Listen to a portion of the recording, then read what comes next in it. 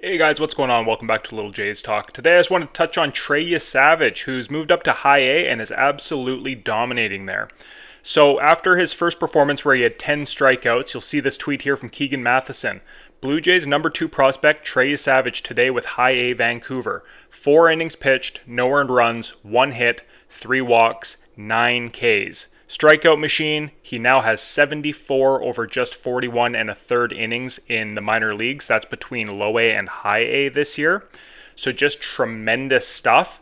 And I'll bring up his stats so that you can see them all here. His whip isn't showing here, but it was about a 1.1 so far in Vancouver, and it was a sub 1 in Dunedin, as you would expect.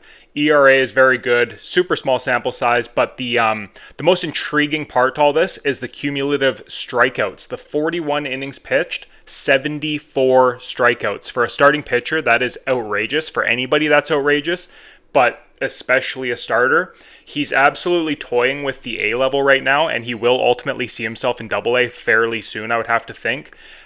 Reason for that being is they are taking it cautious with him. A lot of good polished college arms would go to Double A, and he's taken the slower route where he didn't pitch last year after getting drafted. He started off in low A, stayed in the nice weather down in Dunedin.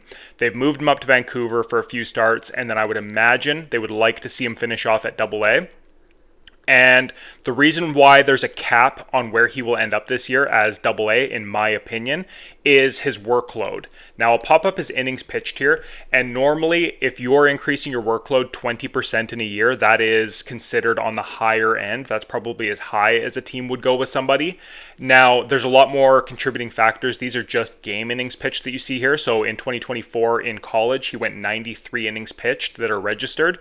But there are unregistered innings. There's workloads in terms of, warm up, spring training, all these sorts of ramp up times. They would have a much better indication on his true arms workload rather than just the innings pitched posted on, for example, Baseball Reference here. So that is something to keep in mind.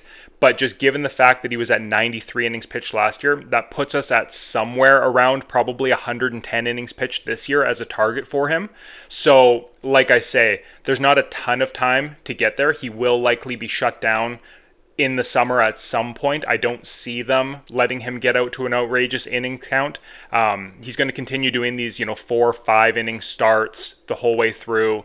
Just stay on this 5-day regular rotation. Let him just get used to the pattern of being a starting pitcher in a pro organization. But ultimately, I don't see him making it any further than Double A this year just because, like I say, that innings limit, there's only going to be so many games in order to ramp him up. And then what that does is that gives you a nice launch path to next season where you can get him up to maybe 130, 140 plus innings pitched to where he is essentially ready for a major league workload. So that's just something that I'm going to be keeping my eye on as this season progresses, is just how hard they're willing to push him and how much workload they're going to allow him to take on. Because I have no doubts that he will be very effective this year. He is outclassing a lot of these minor league hitters. That will scale back in Double A, where you get a lot more experienced guys that have a much better eye and will lay off chase pitches and things like that. But yeah, that's what I will be keeping my eye on, is just how hard they're willing to push him and how hard they're going to let him go this summer. Now, what I would like to do is cut to some highlights of this strikeout performance and just let you see how nasty his fastball and splitter are. He also has a slider that's registered, and I've read and heard that it has a bit of a gyro action, so kind of a reverse breaking ball almost. Normally that means it's more of like a straight down pitch, but yeah, that's I'm having a hard time differentiating between what his splitter is and what his slider is, just given the available StatCast Savant information available.